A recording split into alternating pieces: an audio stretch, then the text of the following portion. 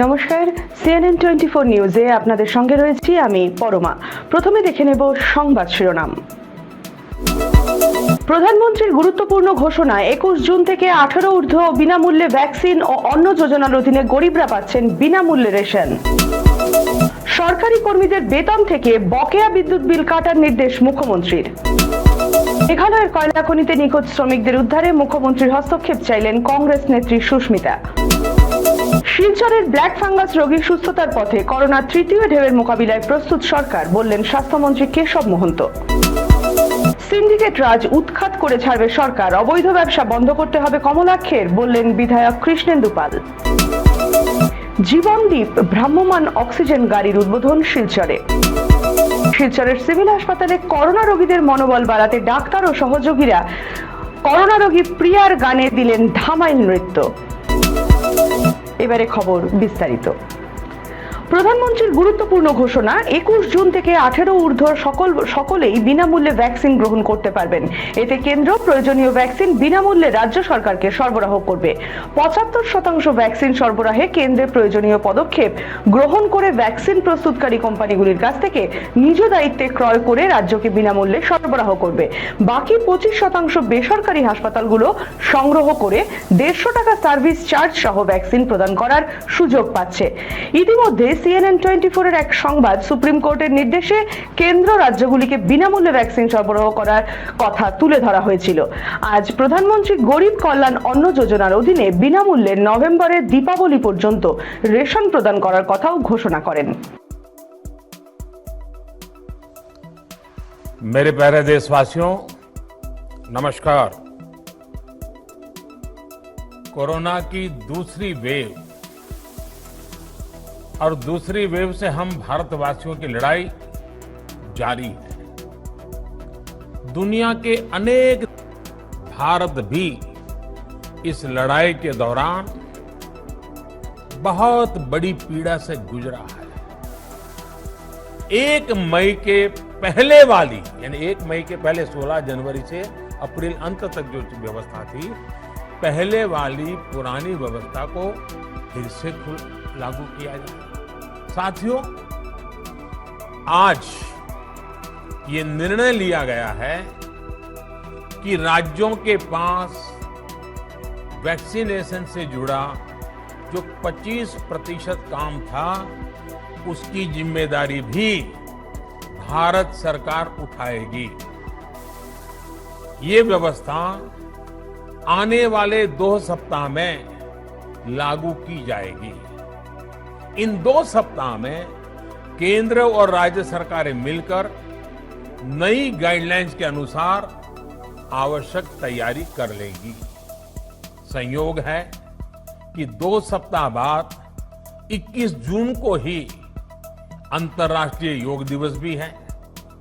21 जून सोमवार से देश के हर राज्य में 18 वर्ष से ऊपर की उम्र के सभी नागरिकों के लिए भारत सरकार राज्यों को मुफ्त वैक्सीन मुहैया कराएगी। अभी कई जगहों पर कोरोना कर्फ्यू में ढील दी जा रही है, लेकिन इसका मतलब ये नहीं कि हमारे बीच से कोरोना चला गया है। हमें सावधान भी रहना है और कोरोना से बचाव के नियमों का भी सख्ती से पालन करते रहना है। मुझे पूरा विश्वास है हम सब कोरोना से इस जंग में जीतेंगे। भारत कोरोना से जीतेगा। इन्हीं शुभकामनाओं के साथ आप सभी देशवासियों का बहुत बहुत धन्यवाद। বিদ্যুতের বিল আদায়ে সরকারি কর্মীদের বেতন থেকে বকেয়া বিলের অর্থ কাটার নির্দেশ দিলেন স্বয়ং মুখ্যমন্ত্রী ডক্টর হিমন্ত বিশ্ব শর্মা। বছরের পর বছর লোকসানে চলা অসম বিদ্যুৎ পরিষদের কোটি কোটি টাকার বকেয়া বিল পরিশোধে সরকারি কর্মীরাও যথাসময়ে টাকা না দেওয়ায় সরকার বাধ্য হয়ে কর্মীদের বেতন থেকে কেটে বিল মেটানোর পদ্ধতি প্রয়োগ করতে নির্দেশ দিল। এছাড়া এপিডিসিএল কে ঢেলে সাজাতে 63 লক্ষ গ্রাহকের ডাটাবেস তৈরি করা এবং গ্রাহকদের বকেয়া বিদ্যুৎ বিলের তালিকা প্রস্তুত করা করা হবে। এতে গ্রাহকের বিল প্রদান ধারাবাহিক তথ্য সমৃদ্ধ SMS এর মাধ্যমে পাঠানো হবে। এই গুজরাট মডেলের বিল আদায় ও প্রদান পদ্ধতি অচিরেই অসম বিদ্যুৎ বিতরণ পর্ষদকে স্বনির্ভরতা এনে দেবে বলে মুখ্যমন্ত্রী মন্তব্য করেন। কয়লা খনিতে নিখোঁজ শ্রমিকদের উদ্ধারে মুখ্যমন্ত্রীর দ্বারস্থ হলেন সর্বভারতীয় মহিলা কংগ্রেস সভানেত্রী তথা শিলচরের প্রাক্তন সাংসদ সুস্মিতা দেব।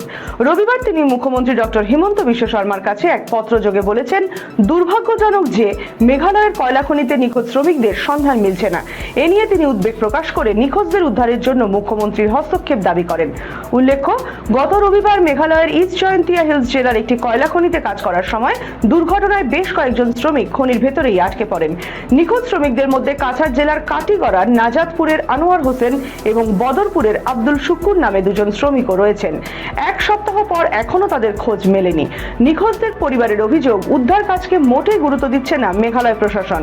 কোনো রকম সহযোগিতাই পাচ্ছেন না তারা। বাধ্য হয়েই তারা মানবাধিকার কমিশনের সাহায্য চেয়েছেন।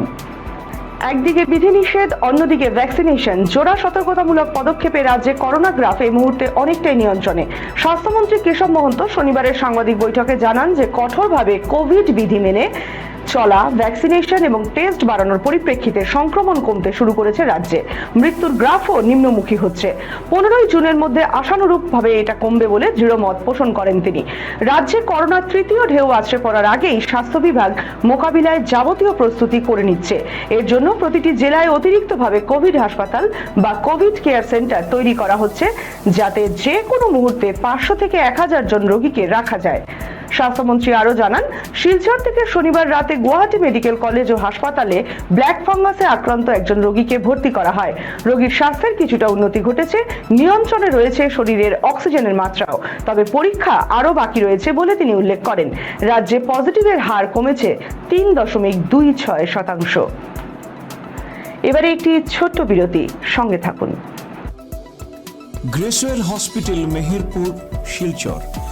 কোভিড সহ যে কোনো কঠিন রোগের স্বল্প খরচে নির্ভরযোগ্য ও সুচিকিৎসায় আপনারা পাচ্ছেন multi speciality doctors OPD, laparoscopy, dialysis, endoscopy, sonography, echocardiography, colposcopy, X-ray, laboratory, ICU, NICU, indoor obstetric and gynaecology surgery, medicine সহ fertility clinic. Gracewell hospital, Meherpur, Silchar আপনাদের সেবায়।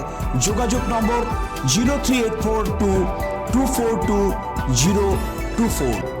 ভারত ড্রাগস অ্যান্ড সার্জিক্যাল, এখানে শল্য চিকিৎসামূলক সমস্ত রকমের সরঞ্জাম পাওয়া যায়। কোভিড সংক্রান্ত সরঞ্জাম যেমন hand sanitiser, pulse oximeter, gloves, infrared thermometer, PPE kit ইত্যাদি। এছাড়াও wheel chair, glucocardmeter, sodium hypochlorite, nebuliser machine, সব ধরনের ডাইপার, বাচ্চা ও বড়দের ওয়েট মেশিন, অস্থির চিকিৎসা সংক্রান্ত সব ধরনের সরঞ্জাম, water mattress, air mattress, hospital bed ইত্যাদি সহ নানা ধরনের সরঞ্জাম এখানে সহজলভ্য। ঠিকানা: opposite civil hospital, art cottage building, first floor, hospital road, Silchar 788001। যোগাযোগ করুন 03842264307 অথবা 9435074307। ফিরে এলাম বিরতির পর। রাজসাক্ষী হতে পারেন হিজুর, সিন্ডিকেট উৎখাত করে ছাড়বে সরকার, বললেন পাথারকান্দির বিধায়ক কৃষ্ণেন্দু পাল। সংবাদ মাধ্যমে কৃষ্ণেন্দু বলেন, বিজেপি সরকারের শাসনে রাজ্যে সিন্ডিকেট বলে কিছুই নেই। সিন্ডিকেট আসলে কংগ্রেসেরই সৃষ্টি। তাদের সরকারের আমলে দুর্নীতি ছিল লাগাম ছাড়া। বর্তমানে কয়লা পরিবহন হচ্ছে উত্তর করিমগঞ্জ দিয়ে, ফলে এটা থেকে কংগ্রেস বিধায়ক কমলাক্ষ নিজেকে সরিয়ে রাখতে পারেন না। অবৈধ ব্যবসা যদি হয়ে থাকে তা বন্ধ করতে হবে কমলাক্ষকেই। তবে পুলিশের তদন্তের কাজে হস্তক্ষেপ তিনি কিছুতেই বরদাস্ত করবেন না বলে উল্লেখ করেন বিধায়ক কৃষ্ণেন্দু। তিনি মত ব্যক্ত করেন, মুখোশ খুলে গেছে সকলেরই।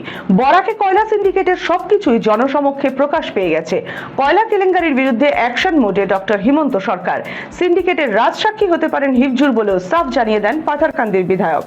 এদিকে কয়লা সিন্ডিকেট নিয়ে এবার মুখ খুলেছেন এআইডিসির চেয়ারম্যান মিশন রঞ্জন দাসও। তিনি বলেন, কয়লাকাণ্ডে জড়িতদের শীঘ্রই গ্রেফতার করে রহস্য বের করুক পুলিশ, সব সত্য তখনই বেরিয়ে আসবে। জীবনদীপ ভ্রাম্যমাণ অক্সিজেন গাড়ির উদ্বোধন হলো শিলচরে। গৃহে অবস্থানরত অতিমারী করোনায় আক্রান্ত রোগীদের স্বাস্থ্য সংকট মোচনে জীবনদায়ী দুটি ভ্রাম্যমাণ অক্সিজেন সরবরাহকারী জীবনদীপের সূচনা হলো কাছাড়ে। সোমবার সতীন্দ্র মোহন দেব সিভিল হাসপাতালে পতাকা নেড়ে গাড়ি দুটির সূচনা করেন কাছাড়ের জেলাশাসক কীর্তি জাল্লি। সে সময় উপস্থিত ছিলেন জেলা স্বাস্থ্য বিভাগের ভারপ্রাপ্ত অতিরিক্ত জেলাশাসক এলডারিম ফারহিম, জেলার ভারপ্রাপ্ত যুগ্ম স্বাস্থ্য সঞ্চালক ডাক্তার বিমল জ্যোতি দেব শিকিদার, সিভিল হাসপাতাল সুপার ডাক্তার জিতেন সিং হাজারি প্রমুখ। দিনরাত জেলা স্বাস্থ্য সমিতি ও জেলা দুর্যোগ মোকাবিলা বিভাগের অধীনে গাড়ি দুটি চলবে। এর দায়িত্বে থাকবেন জেলা শাসক নিয়োজিত একজন ম্যাজিস্ট্রেট। এদিকে এই সেবা প্রদানের জন্য শিলচর সিভিল হাসপাতালে একটি আলাদা মেডিকেল টিম গঠন করা হয়েছে। তাদের জন্য রাখা হয়েছে একটি আলাদা কক্ষ। এদিন ফিতা কেটে সেটিরও উদ্বোধন করেন কীর্তি জাল্লি। করোনা আক্রান্তদের মনোবল বাড়াতে দেশ বিদেশের ডাক্তারদের প্রেরণাদায়ক সঙ্গীত ও নৃত্য প্রদর্শনে উৎফুল্ল রোগীদের সাহস ও দৃঢ়তা বাড়াতে পিছিয়ে নেই আমাদের শিলচর শহরের চিকিৎসকরাও। আজ স্থানীয় সিভিল হাসপাতালে করোনা রোগী শিল্পী প্রিয়া ও সিস্টার সরিতার ধামাইল গানের নৃত্যে অংশ নিলেন বিশিষ্ট চিকিৎসক ডাক্তার জুরি শর্মা ও সিভিল হাসপাতালের নোডাল অফিসার ডাক্তার রজত দেব সহ অন্যান্যরা। এই ধামাইল নৃত্যের ভিডিওটি দারুণ ভাইরাল হয়েছে।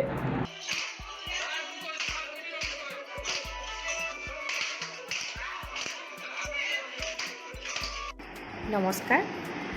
শিলচর সতীন্দ্র মোহন সিভিল হসপিটালে আমরা যে কোভিড ওয়ার্ড আছে, এই কোভিড ওয়ার্ডের রুগীদেরকে মনের আনন্দ দেওয়া আর ওদের যে মানসিক শক্তি, এই শক্তি যেমন কি অটুট থাকে তার জন্য আমাদের একটা ছোট প্রয়াস ছিল।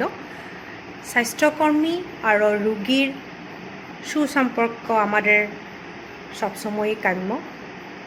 রুগীদের সহযোগিতা না হলে আমাদের সার্ভিস ভালোভাবে দেওয়ার বহুত অসুবিধার সম্মুখীন হই। এই ক্ষেত্রে আমি রুগীদেরকে অনেক ধন্যবাদ জ্ঞাপন করব, কেন কি ওরা আমাদেরকে সব ক্ষেত্রেই সহযোগিতা জ্ঞাপন করেছে। ভবিষ্যতে আমরা এরকম সার্ভিস আরও দিয়ে যাব। সতর্ক থাকুন, সুরক্ষিত থাকুন। ধন্যবাদ। ওনাকে নিয়ে আমি খুব চিন্তিতও ছিলাম। তো আরেকজন পেশেন্ট হচ্ছেন সৌরভ রয় বলে, উনিও বলেন স্যার আজকে আসছেন তো আমরা একটু ধামাইল করবো। আমি ধামাইল কেমনে করবে, আমরা তো কিছু আনিও নি।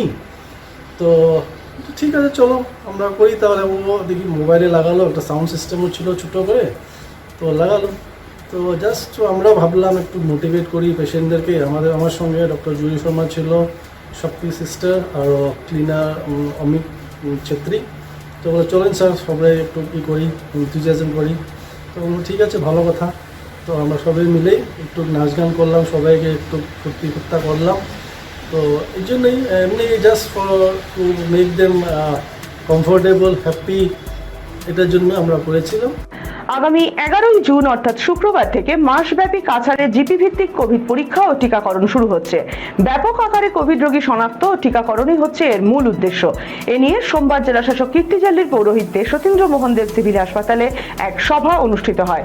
সভায় মাসব্যাপী এই কর্মসূচির সফল বাস্তবায়নের রূপরেখা অনুযায়ী জিপির 3 থেকে 4টি করে ওয়ার্ড নিয়ে প্রতিদিন শিবির করার সিদ্ধান্ত গৃহীত হয়। হাইলাকান্দি জেলা জুড়ে বিভিন্ন রাজনৈতিক দল ও সামাজিক সংগঠন মানুষের পাশে দাঁড়ানোর চেষ্টা করছে।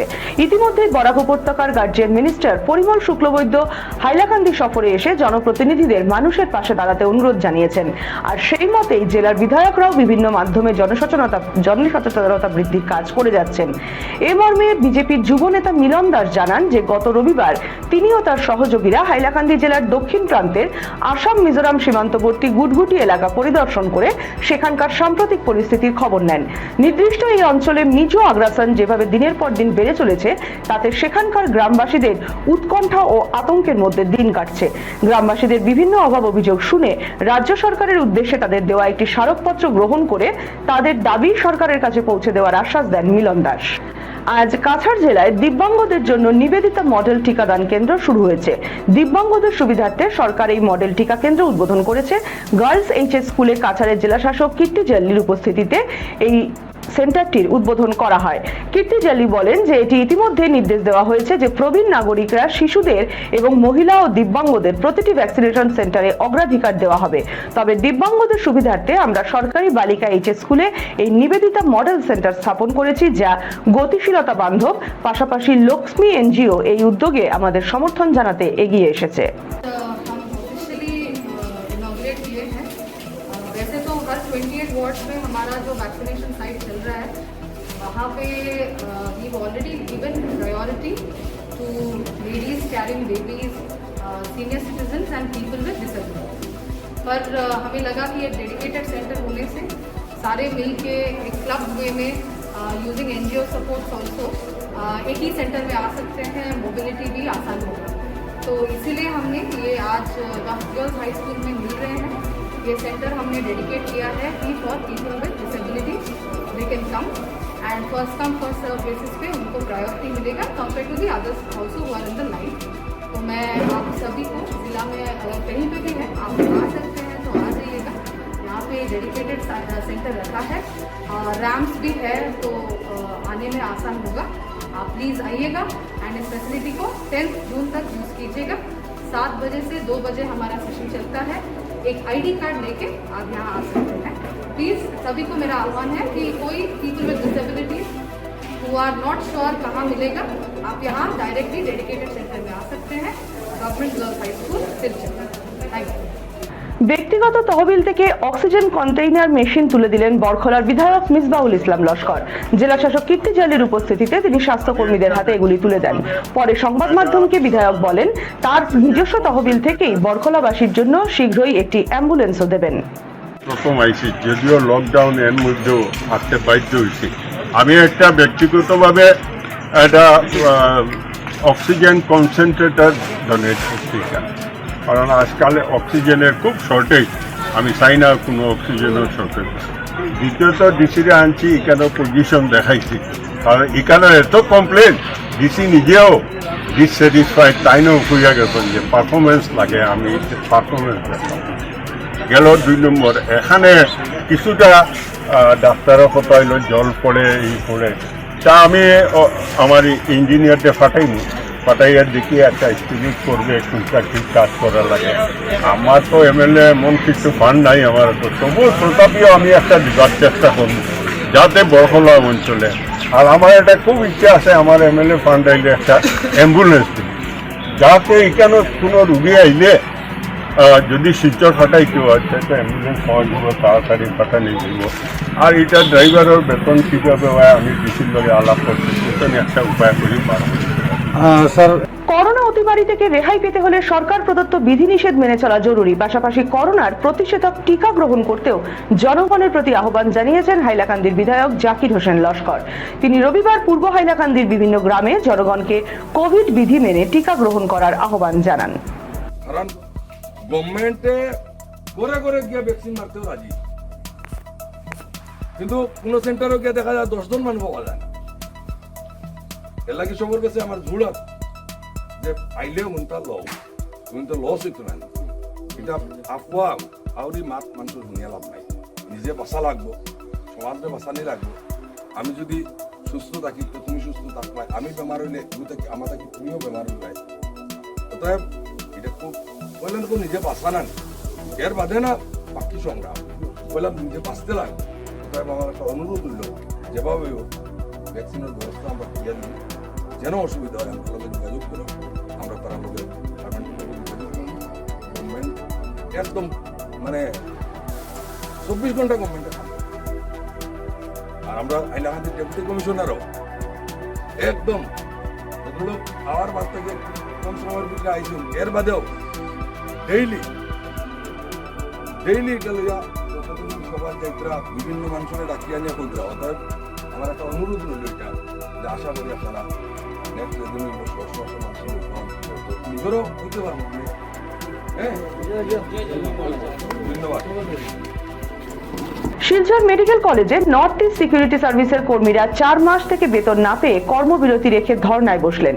তারা সাফ জানিয়েছেন তাদের দাবি আদায় না হওয়া পর্যন্ত তারা কোনো কাজ করবেন না, কারণ মহামারীর সময় প্রাণের চিন্তা না করে ডিউটি করেও বেতন পাচ্ছেন না। বর্তমানে অনেকেই আর্থিক সংকটের মধ্যে আছেন। অনেক সিকিউরিটি কর্মী ঘর ভাড়াও দিতে পারছেন না, বাচ্চাদের খাবারও দিতে পারছেন না।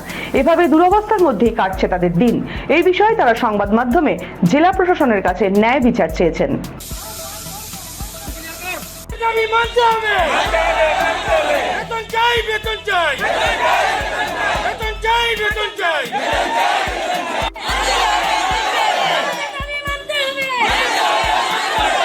Company north east security service আমরা ফেব্রুয়ারি মাস থেকে বেতন স্যালারি পাইলাম না।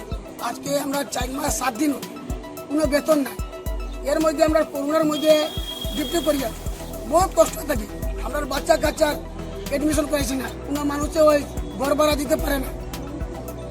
বহুত সিকিউরিটি আছে যে দূরে থাকি আয় যে তারা লইয়া যে আমরা গাড়ি ভাড়া না, আমরা বাধ্য করার লাগে।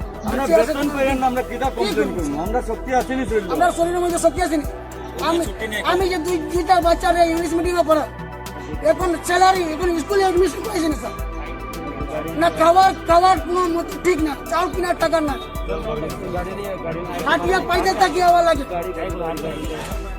ফ্যামিলি অবস্থা খুব খারাপ।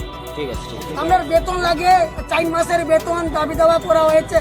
এই 4 মাসের বেতন হইব না, হইলে কোনো ডিউটি নেই।